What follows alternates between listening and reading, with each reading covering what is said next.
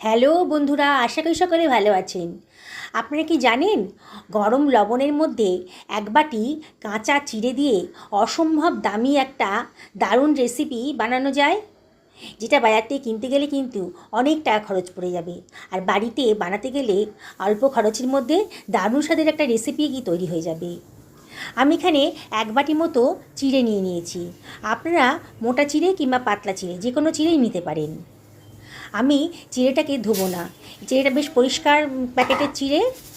এই চিড়েটাকে আমি একটা ঝাঁঝরির মধ্যে দিয়ে দিচ্ছি। এরকম জালিদার পাত্র তো প্রত্যেকের বাড়িতেই থাকে। এরকম পাত্রের মধ্যে দিয়ে চিড়েটাকে একটু নাড়াচাড়া করে নিচ্ছি, দেখুন চেলে নিচ্ছি আর কি। ভেতরে যদি কুটোকাটি থাকে, মানে ছোটো ছোটো চিড়ে যদি থাকে, তাহলে সেগুলো চিড়ের টুকরো সেগুলো কিন্তু বেরিয়ে যাবে। দেখুন চালার পর আমার এরম ধরনের গুঁড়ো গুঁড়ো চিড়েগুলো বেরিয়ে এসেছে। এগুলো ফেলে দিয়েছি।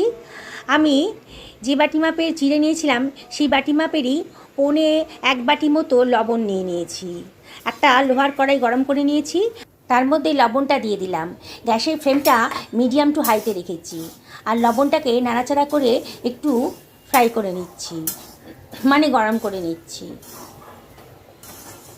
অনবরত নাড়তে হবে, নাহলে লবণের একটা দিক রং এসে যাবে।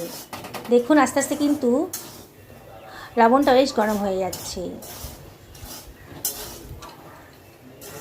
খুব ভালো করে লবণটাকে গরম করে নেব, এইভাবে নাড়িয়ে নাড়িয়ে। বন্ধুরা, রেসিপিটা বানানো কিন্তু একেবারেই সোজা। আমরা কিন্তু জানতামও না যে দোকানদার আমাদেরকে কতটা ঠকায়।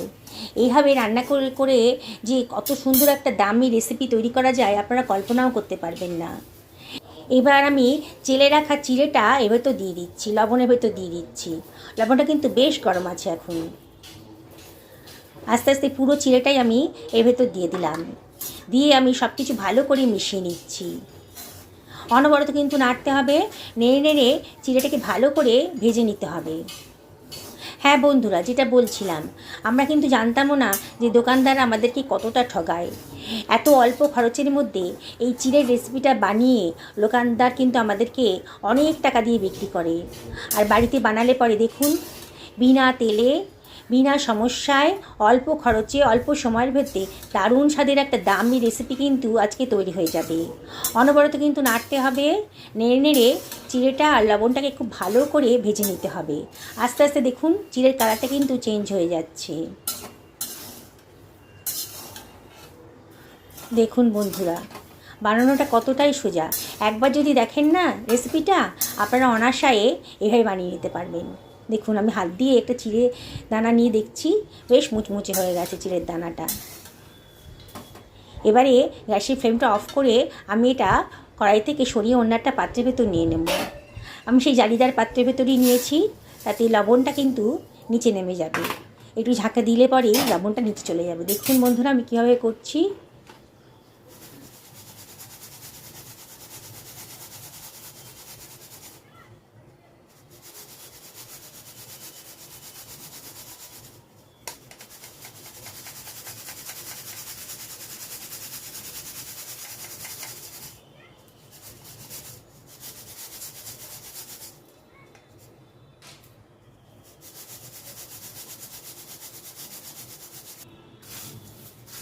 চিড়েটা কিন্তু বেশ গরম আছে, তাও হাত দিয়ে একটু নাড়াচাড়া করে করে ও গায়ে লেগে থাকা লবণটাকে আমাদের ঝেড়ে ফেলে দিতে হবে, নাহলে কিন্তু খুব নোনতা হয়ে যাবে, তাহলে কিন্তু খাওয়াই যাবে না।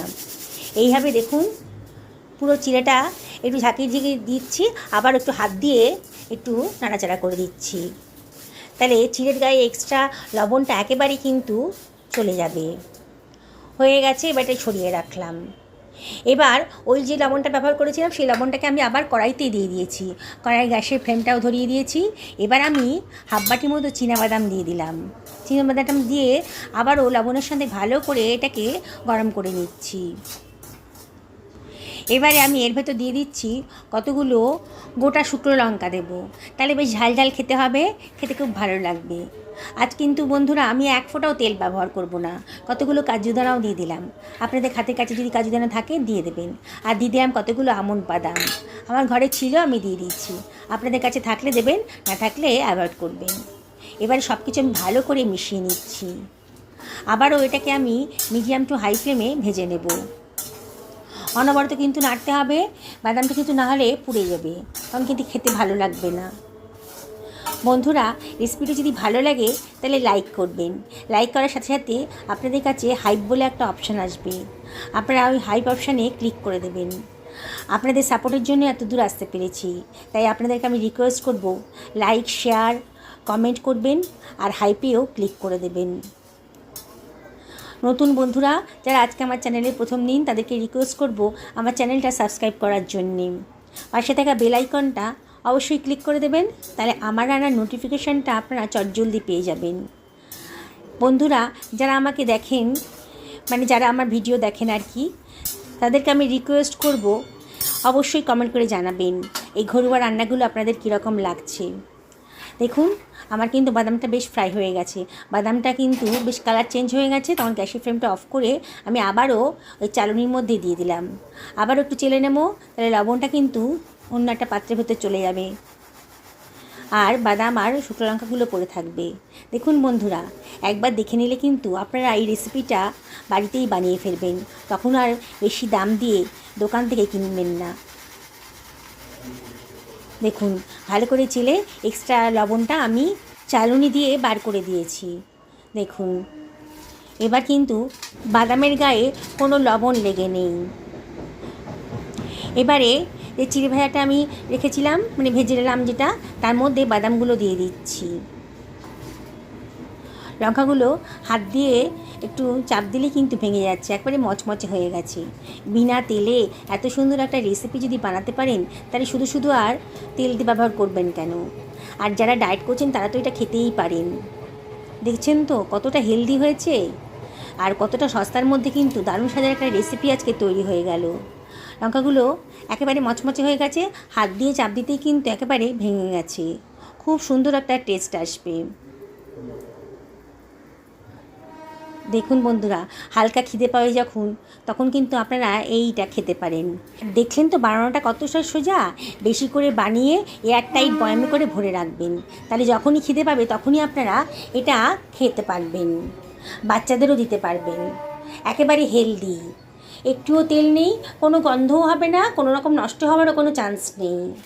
আমি একেবারে বাজারের মতো বানাবো বলে আমি এর ভেতরে একটু আলু ভুজিয়া দিয়ে দিলাম, তাহলে কিন্তু একেবারে পুরো বাজারে যেমন কিনতে পাওয়া যায় দোকানে, একেবারে বাজারের মতো হয়ে যাবে। আপনি যাকে দেবেন না, তাকে কেউ বিশ্বাসই করতে পারবে না যে আপনি এটা বাড়িতে বানিয়েছেন। এত সুন্দর হয়েছে। একটু আলু ভুজিয়া দিয়ে দিলাম পুরো বাজারের মতো করে করার জন্যে, আর দিয়ে দিলাম কতগুলো কিশমিশের দানা। এবার সব কিছু ভালো করে মিশিয়ে নিচ্ছি। দেখুন তো বন্ধুরা, কত অল্প খরচের ভেতর দারুণ স্বাদের একটা রেসিপি আজকে কেমন তৈরি হয়ে গেল। আর শিখে নিলেন তো, এবার থেকে কিন্তু একেবারে বাজার থেকে কিনবেন না, বাড়িতেই বানিয়ে ফেলবেন। দেখুন কত সুন্দরভাবে তৈরি হয়ে গেল, আর দারুণ সুন্দর মচমচেও হয়ে গেছে, একেবারে মুচমুচে।